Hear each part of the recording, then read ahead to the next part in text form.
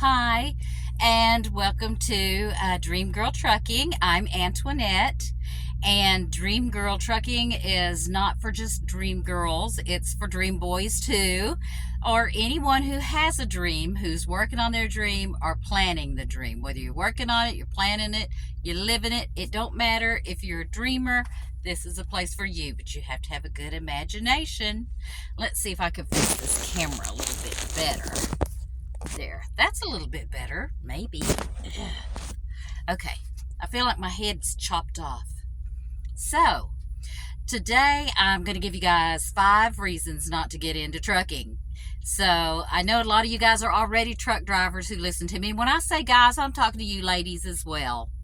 So, I know you guys are already truck drivers, and so if y'all can add to this, please do in the comments, because I love reading your comments. So, let me just say, before I get too into this, that I was just at home. So, I've got to deliver these hash browns, and then I'm going to go back home for Thanksgiving. And so this is what I look like when I'm at home. And I remember that old Kelly LeBrock commercial for shampoo or something, and she's like, don't hate me because I'm beautiful. She has this English accent that I cannot do.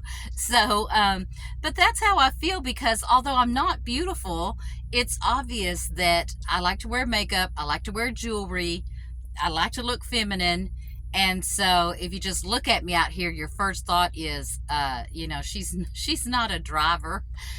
People ask me, well, are you the secretary? And, are you a school bus driver or what? And I'm like, no, I'm an over-the-road truck driver, and I'm very stubborn and mean. So I don't mind getting dirty. So don't judge a book by its cover.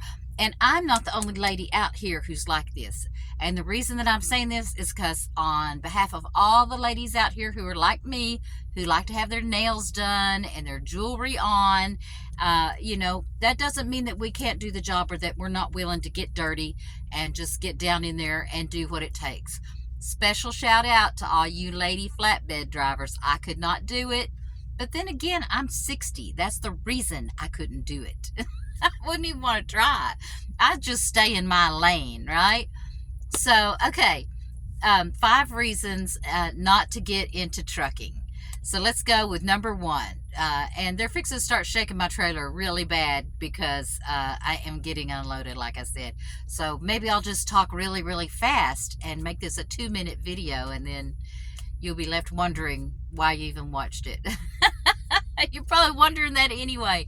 Okay, that's just me laughing about myself, because I gotta laugh at me as well as other people. So, number 1, there's no driver shortage, so don't even come out here thinking that. It is not a good time to change jobs right now either, is it, guys and girls, who I'm calling guys for the sake of this video? Anyway, I'm from Texas, and every tissue is a Kleenex, and every soda is a Coke. What kind of Coke do you want? Dr. Pepper. Okay, I'll go get it, Can you get me a Kleenex? Sure, here's a roll of toilet paper. That's all we have right now. Texas is its own thing. So, there's no driver shortage. And the FMCSA, they're liars. They say that there is one. Well, there's not one, because there never was one. But with all these layoffs that's going on now, the market is just flooded with truck drivers who would like to get a job. Experienced truck drivers with great records. And, and there's other truck drivers that are changing jobs. And I see that a lot on the Facebook groups that I'm on, the new drivers that are just out of school, and they're complaining that everybody wants 1 to 2 years experience. Well, that's because carriers can do that right now, because everybody's getting laid off and they have the qualifications. So there's no reason for them to take a chance on people who are new, because odds are people who are new are the ones who are going to go smash, so there's that. And it's not a great time to get into trucking right now. If you could go across the street, this, all of y'all have kids, or most of y'all do, or at least you have nieces or nephews, and they can run out in the street to get their ball 97 times and get hit by a car the 100th at a time. That doesn't mean that it's cool to just run out in the street without looking both ways. So Just because you can get a job right now doesn't mean that this is the time for you to get into this career if you don't need to. Number two, if you come out here, you will give up your entire life. Like your entire life. And people say, I hear them say, no, I still go home for birthdays and, I haven't missed a holiday. I only work, regional, so I'm home every weekend. Oh, well, that's well and good, but even those regional jobs, y'all know this, you're going to do your 34. A 34 is one day. So you're going to get one day off a week to stuff everything in. And you cannot be there for every birthday, every holiday, every cookout, every pool party.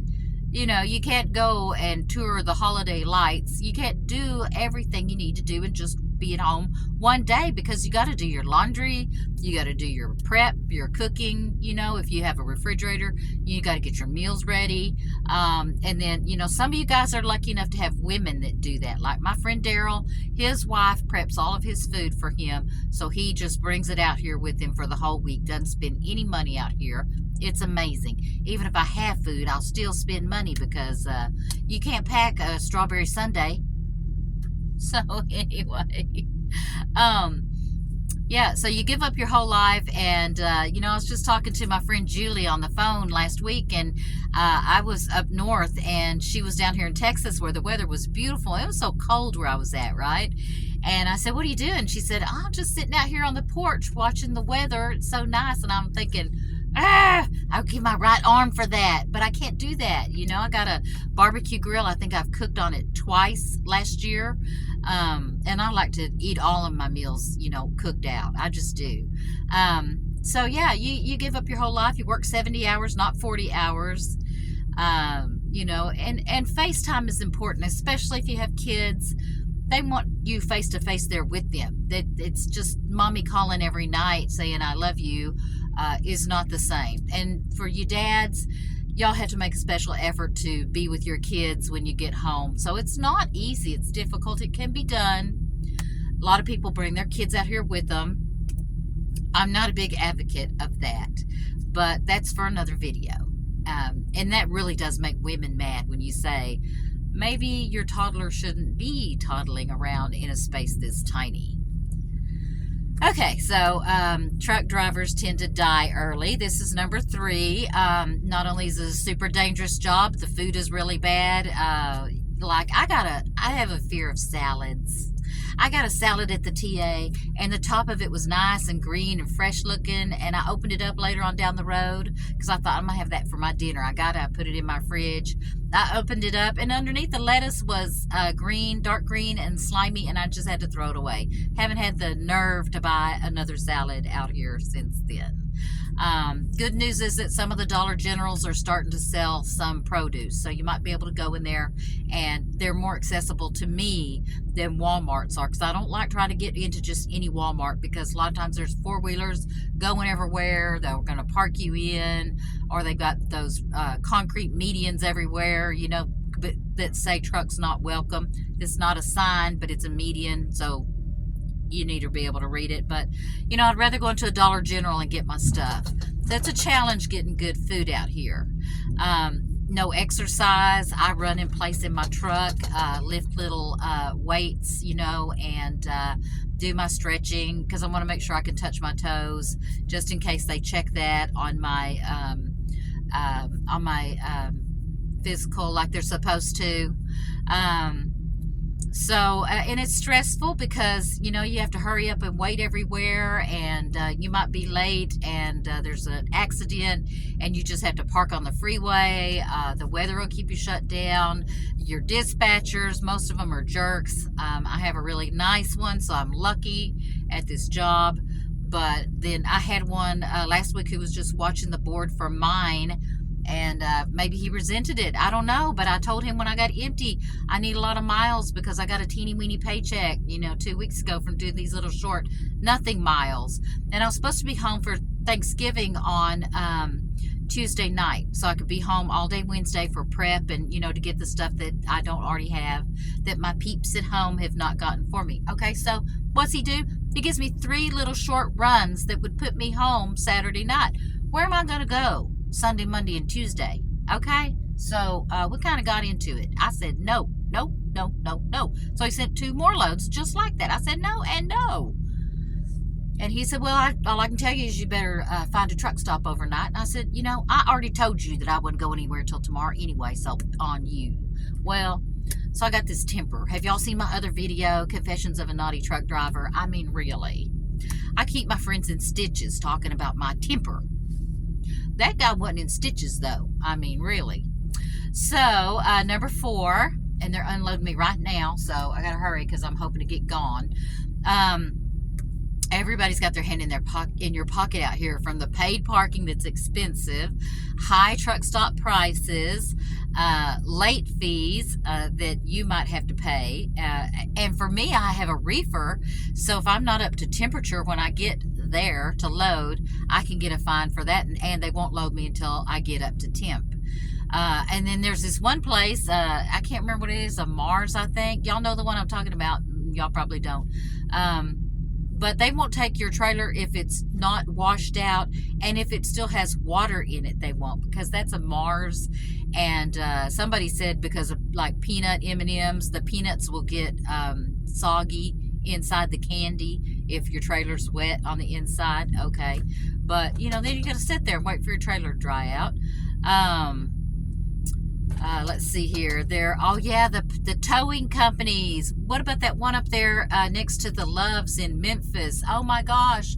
Like, people are sitting in their truck and they come put a boot on it, and then they tell you, no, it's going to be, you know, $2,500 to get this boot off now, and, you know, an hour's gone by, and, you know, now it's going to be X number more dollars, and, you know, it's just, they're very, very predatory out here. If you have to get towed, you don't ever know how much it's going to cost you, or your employer and, you know, your carrier. What are you going to do? You're going to sit there?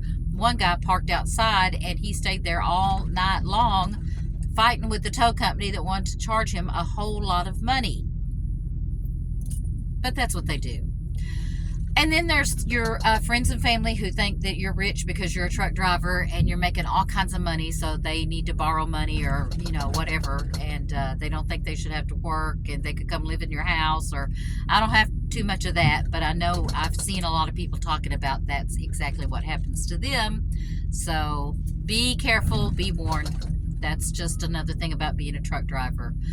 Number 5, everybody says they appreciate you, but nobody really does. Okay, they have one day. Sometimes it lasts a week for truck driver appreciation.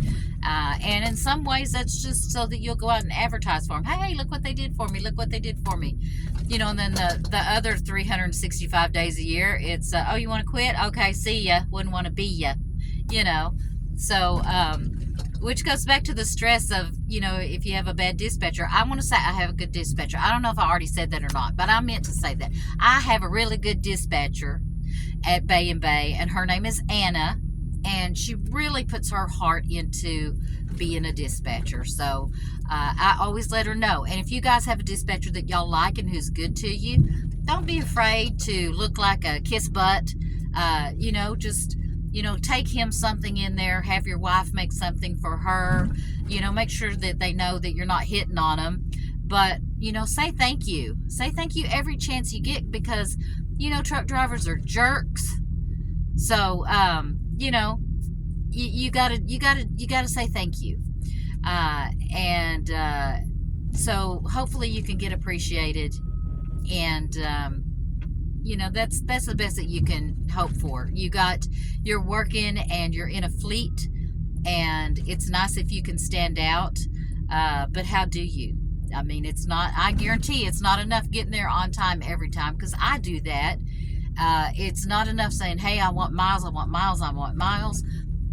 A lot of drivers do those things. So you got to stand out somehow, or you don't got to stand out somehow, but don't expect to get recognized and appreciated and, you know, earn a reputation amongst the people in the office by blending in. And that's not what we're here to do. We're not here to stand out or be heroes. I don't like it when people call me hero and they say, oh, thank you for driving a truck. Well, I got to put food on the table somehow, and I'm not really qualified to do anything else. So I'm not really qualified to be called a hero either. So Do I look like a hero? No, I'm just me. So they must be up in the nose of my trailer. I mean, I know you can see how bad this is shaking. So I'm probably going to go ahead and end this video since I've got to number 5 anyway, no matter how brief I made number 5, because I'm all shook up. Ooh, ooh, bye, bye. I'm all shook up.